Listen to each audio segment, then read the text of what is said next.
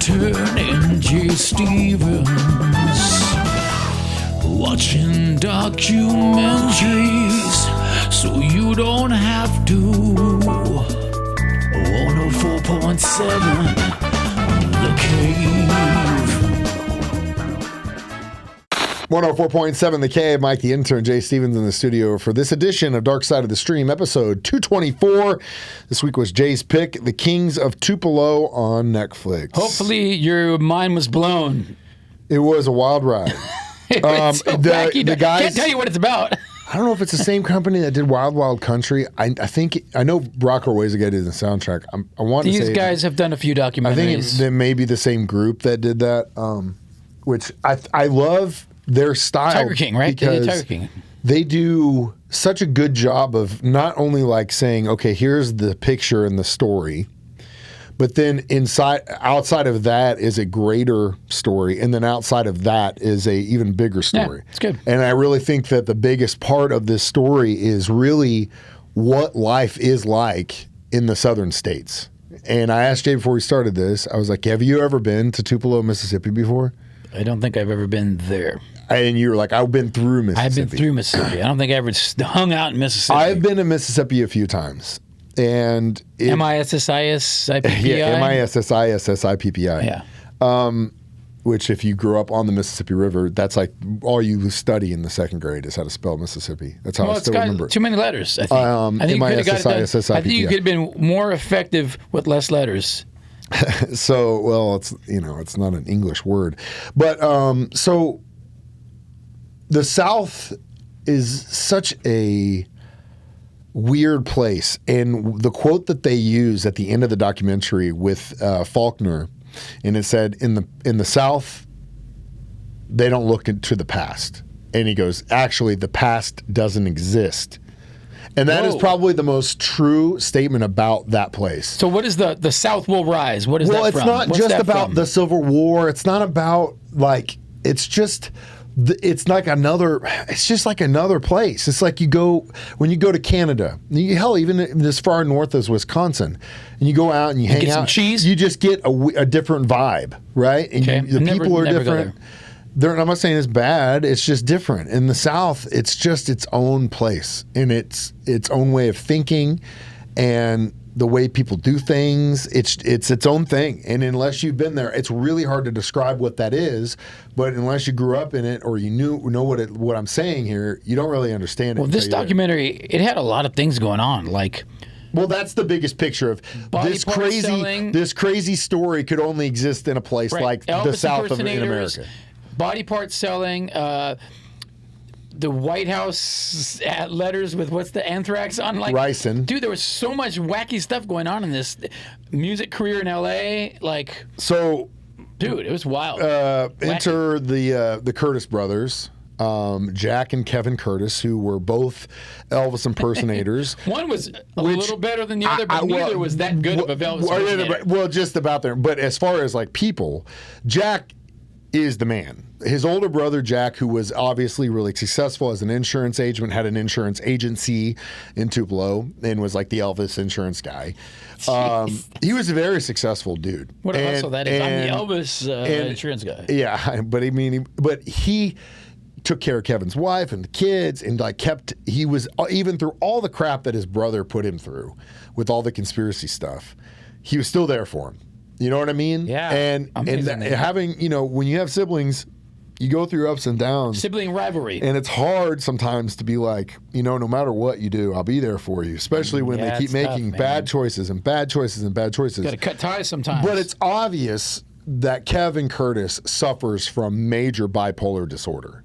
When you have someone that is able to go on such a ride like that and make all these connections between things, that's a mental disorder. And in his case, it's obvious that it's bipolar. And there are certain times where he wasn't taking his medication. And the one thing about that broke my heart is when they interviewed his kids, and his kids were like, look, they're calling him Jack, and you know what I mean? Yeah. They're like, he wasn't there. He'd wake up in the middle of the day, go in his room, shut his door until middle of the night, and we'd never see him. He's just getting in on these conspiracy theories. But early web stuff. Like they were talking about MySpace and showing these video uploads and forums and stuff that really people don't even really do anymore. But he was just enthralled with the idea that medical place was selling body parts, which inevitably they weren't. They were all just donor body parts. But you could see that anytime something would prove just in an inkling of what he was trying to say, then that's it. That's confirmation. That's confirmation. Yeah, see, I told but you. That also leads to a mental disorder because it doesn't necessarily prove you're right. The house fire thing is, ex-wife was like, that was me. I left the kitchen in the oven. I burned the house down. But he took that as, no, they're after me to silence me. And all these other things that happened, the faulty battery. Nope, that was someone. It's like, dude, if someone wanted to put a car bomb in your bar. It was wild stuff, man. It's just all unlucky coincidences in this guy's life. And, what a wild situation. But that wasn't just the thing. There was so much more to this. Yeah. And we'll be back to talk about what that was. Kings of Tupelo, Dark Side of the Stream on 104.7 The Cave.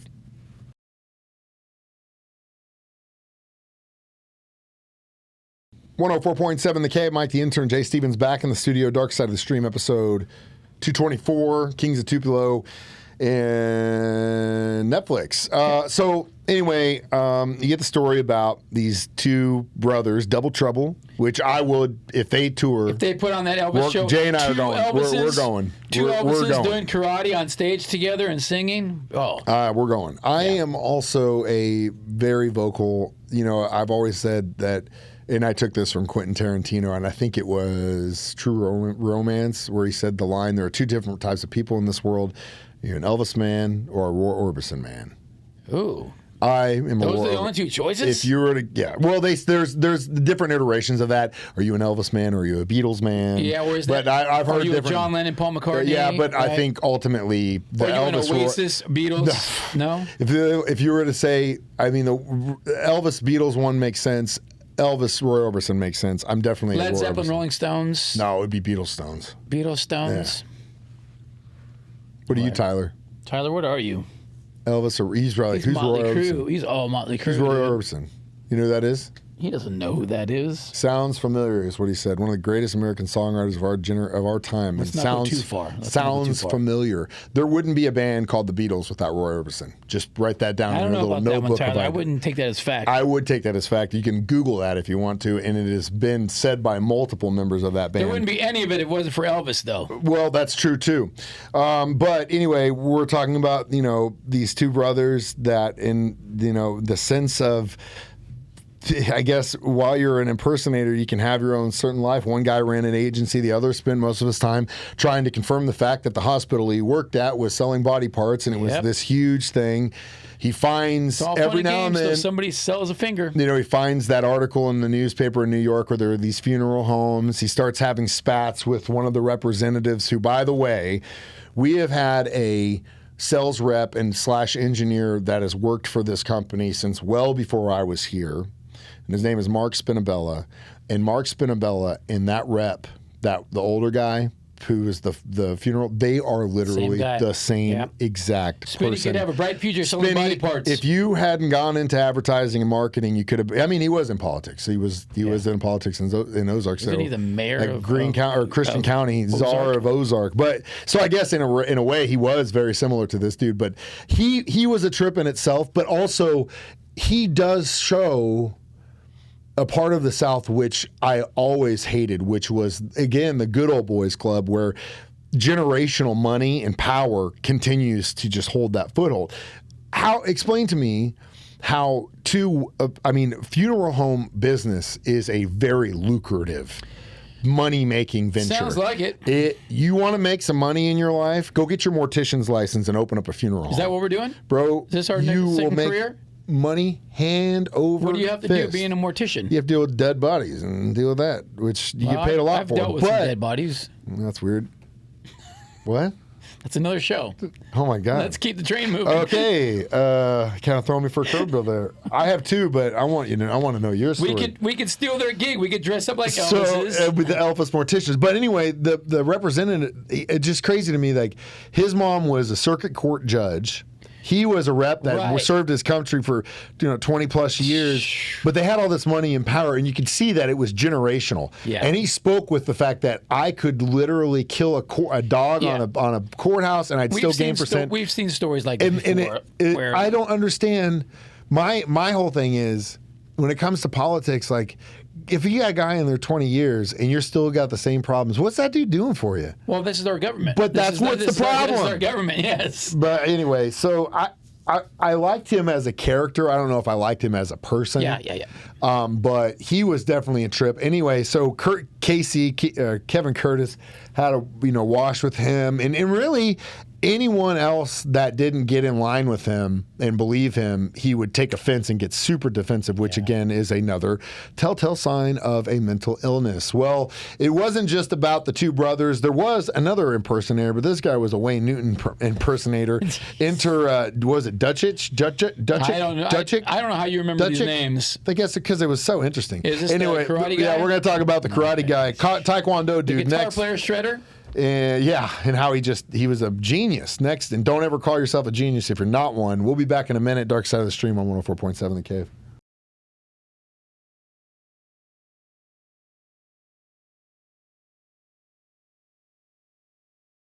.7 The Caves, Springfield's pure classic rock. I'm Mike the Intern. That's Jay Stevens. It is Dark Side of the Stream, episode 224, The Kings of Tupelo on Netflix. So here's where it gets weird. If it wasn't already weird, and there's so many parts that I'm going over. The third guy comes in. They talk about Kevin's divorce, and they had a lot of great interviews so with this. wacky, dude. And she's talking about going on this cruise to Jamaica and just banging everyone, and then being the sexy secretary and just banging everyone that word went through sexy, there. they use that word very loosely in Mississippi. She was proud of that though, and everyone was cool with it. And you could, at that point, he's no longer married to her, but that must have drove him just insane. Yeah. Dude. And then the third guy comes into play. And then moves into town. So then this guy comes into town. He supposedly worked in the military, but they never really got into his credentials. Even his martial arts background. And the martial arts thing. I'm a black belt in Taekwondo. I'm opening a studio here. So this dude who was not from Mississippi shows up. He decides he wants to get back into karate, opens a dojo. Then he's like, I need to get some income, meets this girl, they hook up, and then he ends up becoming an agent for Jack Curtis's insurance company, starts hooking up with Kevin Curtis's wife on the side, of course, probably, because she just did whatever she wanted. She sounded like a good time. Yeah, she's a fun girl, for sure. I just wanted you to say that. We need a girl like Tyler for that. We need a girl for Tyler like that. She sounded like a good time. She probably was. Probably still is. Either way, so this dude comes into play, and at first, him and Kevin Curtis seemed to get along. Yeah. But then, jealousy. There was some jealousy competition. Kevin was mad because this dude, he ran a paper, I guess, in Tupelo, and he just kept hounding him, like, you got to put my story in your paper. You got to put my story in your paper. You got to put my story in your paper. And he's like, I'm not putting that stupid story in my paper. Leave me alone, blah, blah, blah, blah, blah. And so Kevin was just like, okay. So they basically start feuding online on comments. You see it all the time. The guys, they don't like each other. You see it. Find each other. They go back and forth, and it's for the world to see.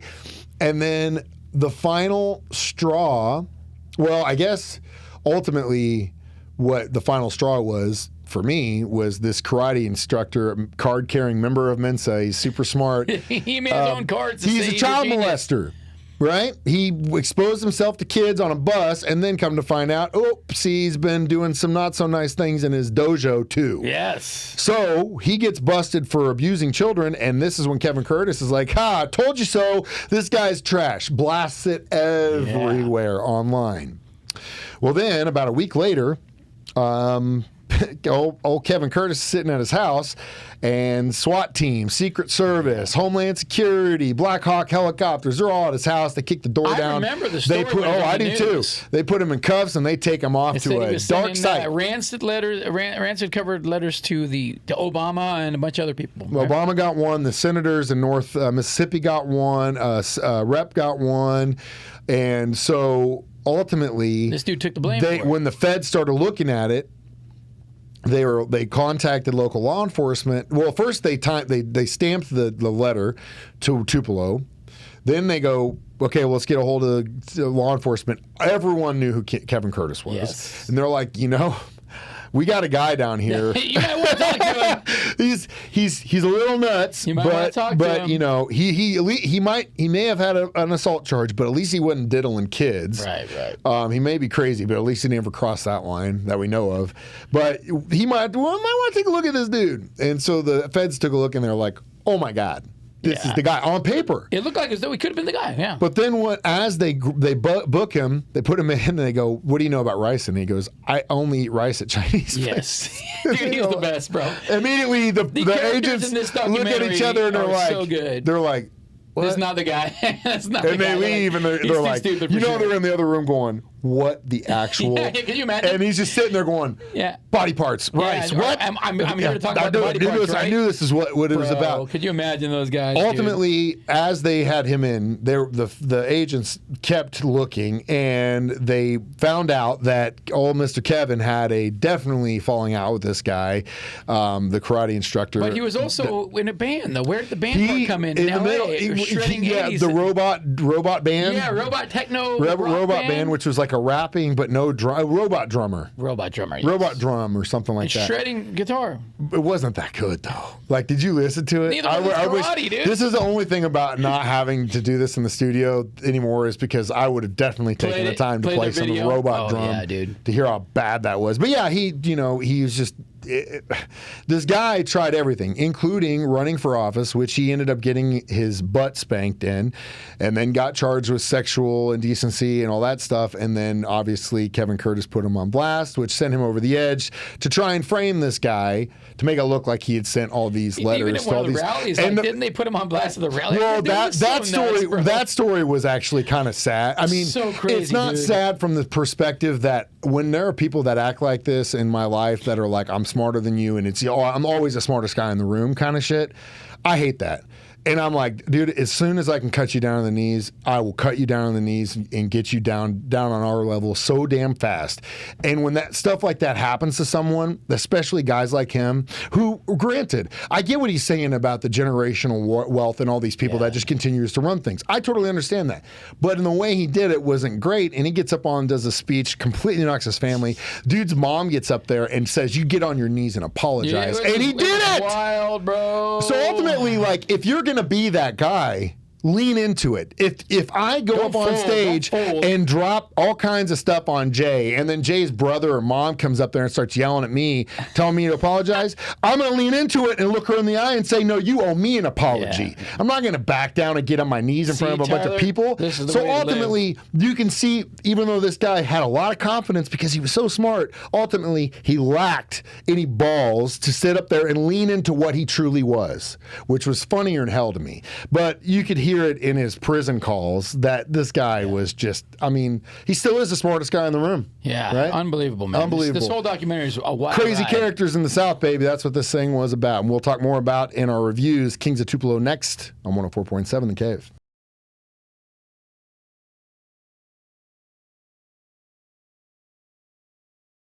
.7 The Cave. Mike the Intern, Jay Stevens back in the studio one more time. Dark Side of the Stream episode 224, Kings of Tupelo on Netflix. So how many Elvis impersonators would you give this one? I'll give it a good 4. Solid.